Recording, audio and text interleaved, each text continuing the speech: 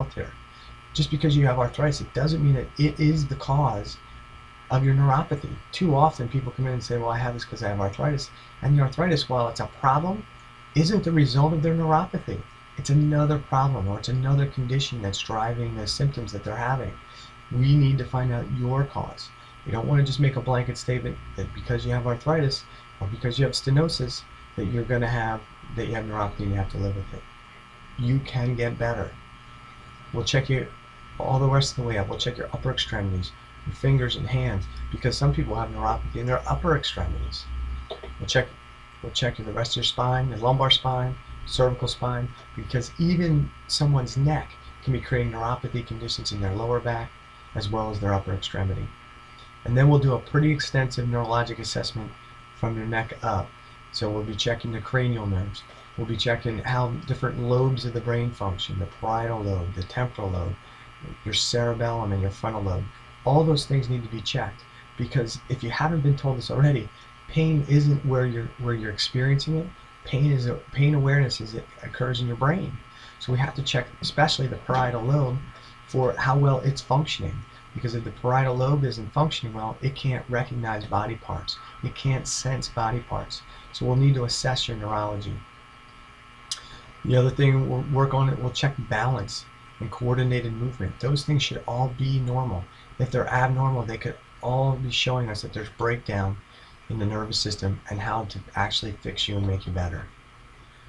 We know that the nervous system controls every cell, every organ, and every tissue in your body. And when all these systems work appropriately, you work well.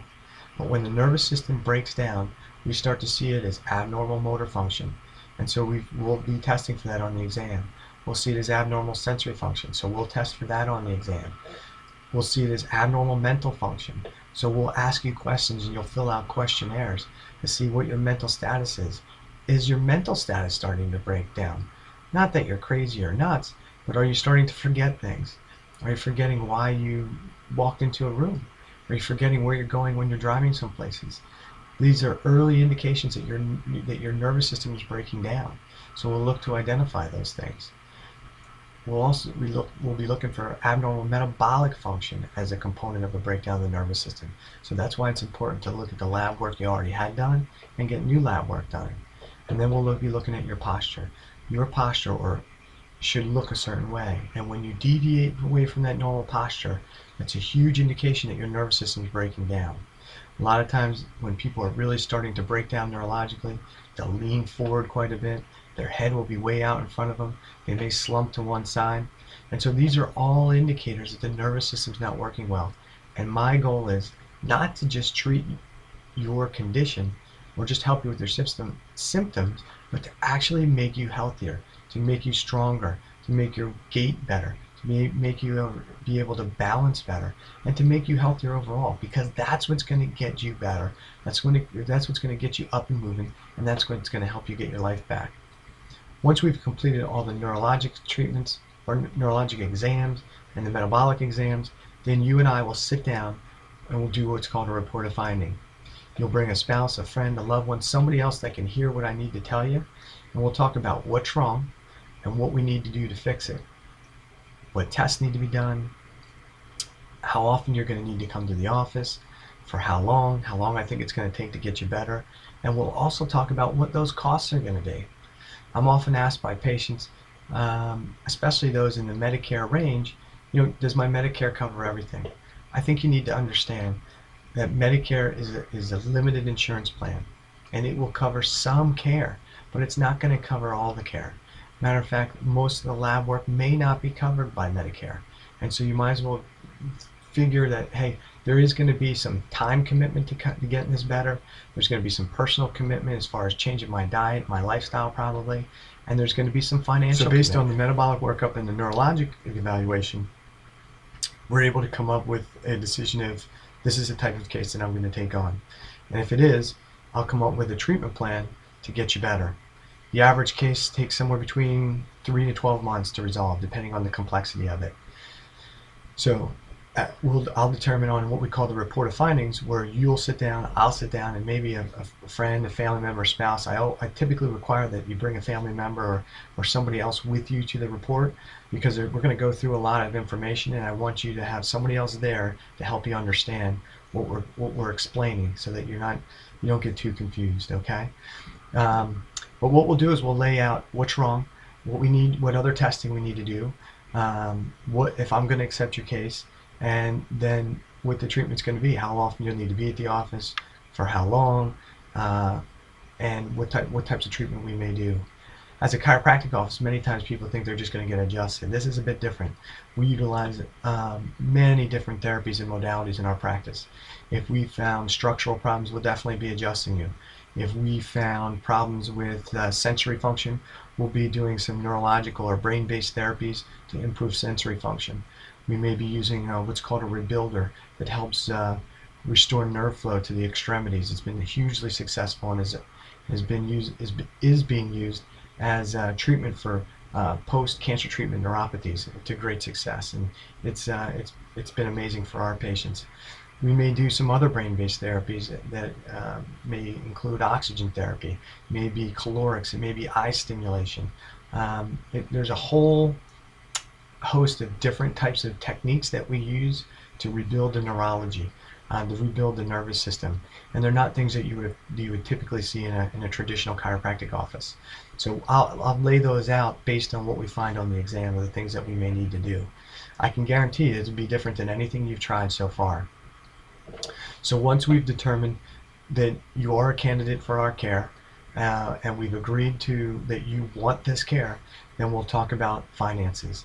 And you might as well assume that you're going to have an out-of-pocket expense, whether you have traditional health care, you have Medicare. Regardless of what it is, there's always going to be an out-of-pocket expense. Many times patients come in and say, I think my insurance will cover it all. It won't. It's probably not going to cover some of the specialized tests that we're going to do, and it's probably not going to, I can guarantee it won't cover supplementation if you need that, and it may not cover some of the care and the treatment we do. So you should come into the evaluation process knowing that, hey, there is an underlying cost that's going to be, that I'm going to have to pay. And not only is that cost going to be financial, you're going to have a personal time commitment, so you must keep that into consideration. For me to get you better, you will have to be at my office with some frequency, at least in the early parts of care. And if you can't make that commitment, then I probably won't accept you for care, because it's critically important that we see you with the appropriate frequency to get the best results. So I hope you've gotten learned a bit about what we do in our practice and what makes us different. I'm sure you'll have more questions, and I urge you to write down any questions you might have, and you can discuss those with me if you decide to come in for a discovery visit. And that's the next thing I'm going to talk about. I give every patient that gets one of these videos the opportunity to come in for what we call a discovery visit. With this DVD, you should have gotten a packet of information and forms. If you decide that you want to find out more about what we do, and if you're a candidate for our care, you'll need to fill out that paperwork, call my office, and ask for a discovery visit. The discovery visit right now is complimentary. You've got one shot to get that scheduled within the next 2 weeks of getting this DVD. If you call the office, schedule that discovery visit within the next 2 weeks, there's no charge. And I'll go through all of your paperwork, any lab work you've had done. We'll do some initial screening tests to find out if you look like you're a potential candidate for care. The requirements for that are that you have 2 weeks to get that evaluation scheduled, and you'll need to have all the paperwork that you've received to my office 48 hours before your appointment. If you don't have it there 48 hours before the appointment, we will cancel the appointment, because I need to evaluate your paperwork and the information that you've filled out before I see you, because I'll have questions for you. In the packet of paperwork you also got requirements of things to get: lab work, copies of lab work over the last year, copies of x-rays or MRI reports, and other testing that you've had done. I want to see copies of that, so you'll need some time to get that stuff together. But I also want to put a time limit to this, so you get moving. I've got limited time that I can do these discovery visits, But I'm willing to do those for the patients that ask for this DVD so that I can see if I can help them before there's any actual charges. So if you're ready for that discovery visit, pick up the phone, schedule your discovery visit, and get your paperwork filled out and the things that you need together. If you're not, I think you should ask yourself these questions. How is your condition? How is your neuropathy? Regardless of your age, how is it affecting your life? What are you not able to do, or what are you being limited from doing because of the neuropathy condition you're suffering from? How has your neuropathy condition affected your quality of life? The time you spend with your family, your friends? How's it affecting your mood, your ability to sleep or to rest? Those are things that are these neuropathy is a life-limiting condition. And so if your life is limited because of your neuropathy and you've tried a bunch of other things and you haven't gotten better, it's time to experience something different. If you didn't have the neuropathy, what would you be doing? What would you do more of? And this is critically important for me because I'm going to want to know, what are the things that you're limited to? What are the top 5 things that you can't do that you want to do? Because those are the things that we're going to focus on, is to be able to get you back to doing those things. Another question you should probably ask yourself if you're not ready to make the commitment yet is when? When are you going to start to make a decision to try something different, to think outside the box, or to look outside the box to get yourself better? How far is your body going to break down before you finally say, hey, I am ready for some help? I know this things I've told you may be a little bit different, or maybe you've really related to them, but I've taken care of a bunch of people with chronic conditions, especially those with neuropathy. And there's one thing that makes the people that get better different than the people that don't. The people that get better, they take action. They don't sit around, wait, think about it. They say, you know what, this is right. I'm not sure if it's right. I think it's right. I don't know, but I need to find out. And the people that take action, follow my advice, do the things I tell them to do, get better. Those that don't, and those that take action, never get better. The last thing I want you to think about is, sometimes people say, well, there's nothing else I can do. Well, I don't have time. I don't have this. I don't know how I'm going to do that. Look, who decided you weren't important? Right?